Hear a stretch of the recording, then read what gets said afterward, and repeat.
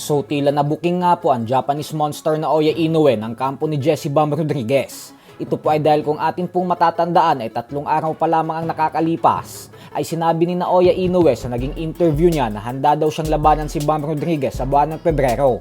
Pero ang pinapalabas niya ay parang ayaw daw ni Rodriguez lumaban kasi gusto pa umano nitong manatili muna sa bantamweight division.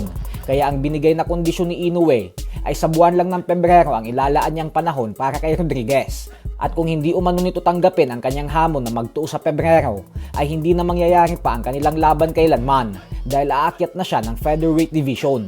Hindi niya naman daw kasi kailangan si Rodriguez at hindi umano siya mag-aantay at magpapadikta sa mga kagustuhan nito. Subalit tila baliktad nga po ito sa katotohanan base sa trainer ni Rodriguez na si Robert Garcia. Sa latest interview naman po kasi kay Garcia ay sinabi nito na wala umanong katotohanan ang mga sinabi ni Inoue at maging ng mga promoters at manager nito na ayaw nilang lumaban. Paliwanag ni Garcia na paano naman daw sila kakasasahamon na labanan si Inoue kung wala naman daw pinapadalang kontrata at formal offer ang kampo ni Inoue sa kanila. Sa katunayan nga daw ay nag-aantay lang sila na magbigay ng offer si na Inoue. Giit nito na may plano daw silang lumaban sa buwan ng Nobyembre o Disyembre upang manatiling aktibo. Pero kung magpapadala daw ng official offer ang kampo ni Inoue sa kanila, ay agad nila itong tatanggapin at kakansilahin ang planong laban sa Nobyembre upang ituon ang kanilang buong atensyon sa blockbuster showdown laban kay Inoue. Kaya kayo na lang pong umusga dyan kung sino sa palagay nyo ang nagsasabi ng totoo sa pagitan ng magkabilang kampo.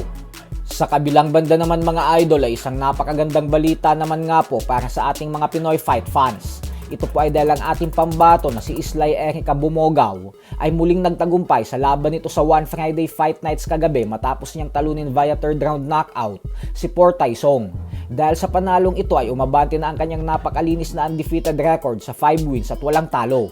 Ito na din ang kanyang pangatlong sunod-sunod na panalo via stoppage. Kaya sa napakabatang edad lamang na 25 anyos ay malaki talaga ang potensyal nito ni Bumogaw. Bukod dyan ay dahil sa ganda ng performance na ipinamalas niya ay nakatanggap siya ng $100,000 na performance bonus at binigyan din ito ng kontrata ng One.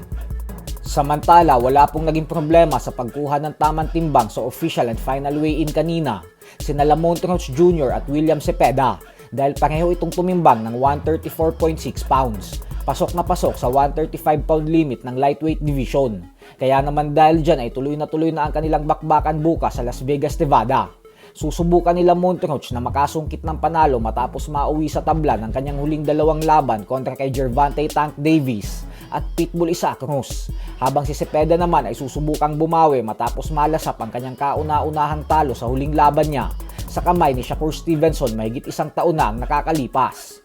Tandaan po natin na nakataya dito ang bakanteng WBC Lightweight World Title Belt.